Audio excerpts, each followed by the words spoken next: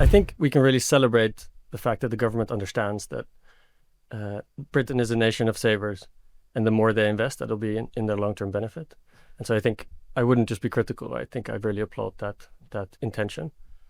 I think if we think about what the rules are doing, I think our understanding of the problem and what they're trying to solve is really important. So I think when I talk to people around me and the reason they're not investing, it's a lot about it's complicated. There are many steps, many hurdles that I need to take to do it. And so if we want to make investing more attractive, we need to talk about the benefits, but also we need to remove the complexity. And I think there's been some really encouraging signs there. So for example, from last year, fractional shares are now allowed in Stocks and Shares ISA, which means that people can buy a little chunk of a share, which means they can start with much less. But what I've been hearing more recently is actually introducing a lot of complexity. And rather than making it easier and understandable to start investing, to put a bunch more hurdles in place on the other behavior. So for example, limiting the cash ISA subscription amount, making it harder to transfer between a Stocks and Shares ISA and a cash ISA, limiting the amount of things you can hold in a Stocks and Shares ISA. I think that's the wrong way to go. I think that creates more fear for people, another reason not to invest. And I would go completely the other direction and actually create one ISA, combine the cash ISA and Stocks and Shares ISA, remove many of the restrictions on instruments so that when people can invest, they can actually very easily graduate from a cash ISA to a shares product. I think that will massively improve the ease of understanding people have around investing.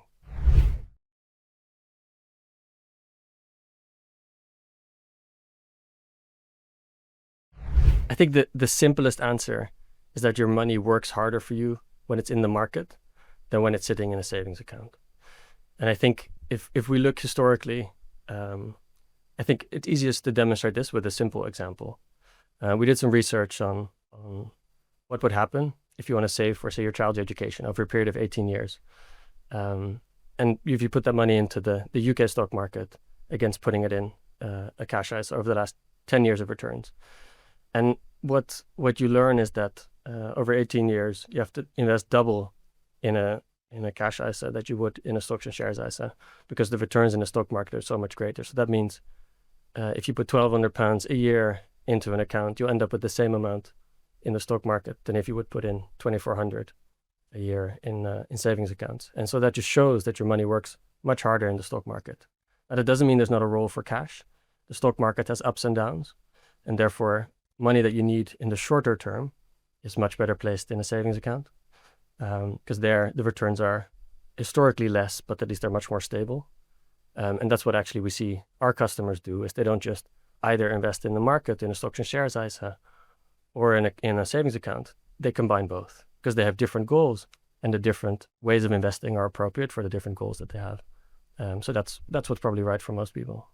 Your personal data could be exposed right now without you even knowing it. And if you want it removed, use incogni.com/GB News in the description now and get 60% off an annual plan on us. Incogni reach out to the data brokers on your behalf and request that your information be deleted from their databases. And they'll keep sending removal requests to make sure your data stays gone. Sometimes your information ends up on strange, obscure websites that automated tools just can't reach. And that's why Incogni just launched their unlimited plan with a feature called Custom Removals. With this, you can submit any link where your personal information appears, literally paste in the URL, and their privacy team will investigate and work to get it removed. And getting started is super easy. Hit the link in the description, create an Incogni account, and tell them whose data you want removed. Grant them permission to work on your behalf, and then all you've got to do is sit back and relax.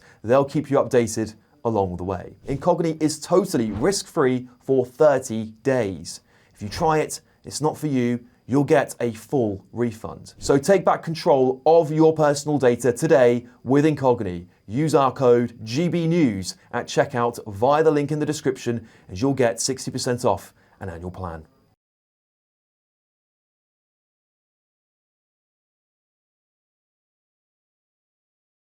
Yeah, good question. I think that stamp duty in itself shouldn't stop the average investor from giving investing a shot. But it comes with the picture.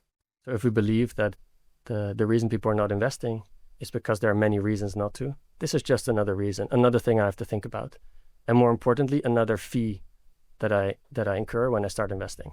And we know that fees are very important for customers. And I think a big reason why historically people have not invested much is because it was impossible to invest without incurring high fees, because you had, like up to £10 commission fees when you would buy a stock, which meant for most people then it's prohibitively expensive to buy a share, because that fee would eat up most of the return that you would expect it to have.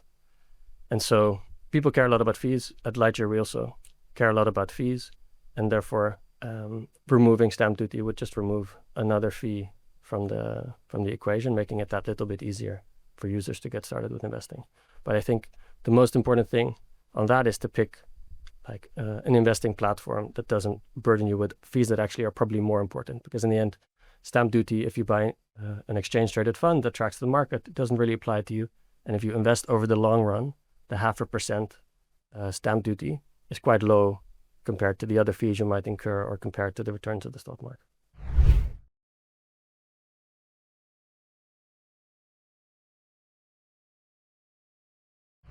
Yeah, I think it's clear that investors feel more confident, because the number of stocks and shares ISAs over the last few years has gone up by 60%. So more people feel confident and at least protected enough to get into the market. And I think we should celebrate that as a really positive thing. I think as a consequence, the market also is getting increasingly crowded. And I think a lot of the confusion can come from there are now so many options to pick from, much more than you had before. And I think there's a role for regulation to make sure that as the market gets busier, there are more types of companies offering stocks and shares ISAs, that they're very clear about which of these products create good outcomes for customers, create successful investors, and which do not.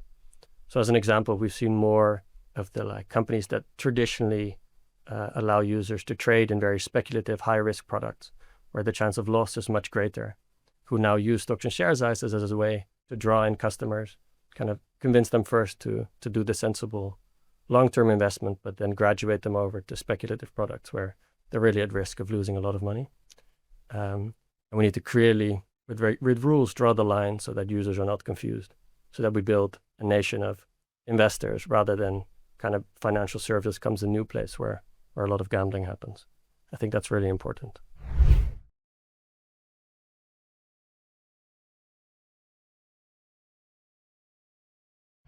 Yeah, so at Lightyear, we exist to create successful investors. So we have a mobile app and a web app that users can use to buy stocks. They can buy money market funds. They can get information on different instruments, and they can buy funds. We've been around for about a year, so relatively new in the market, but in that time we've grown a lot.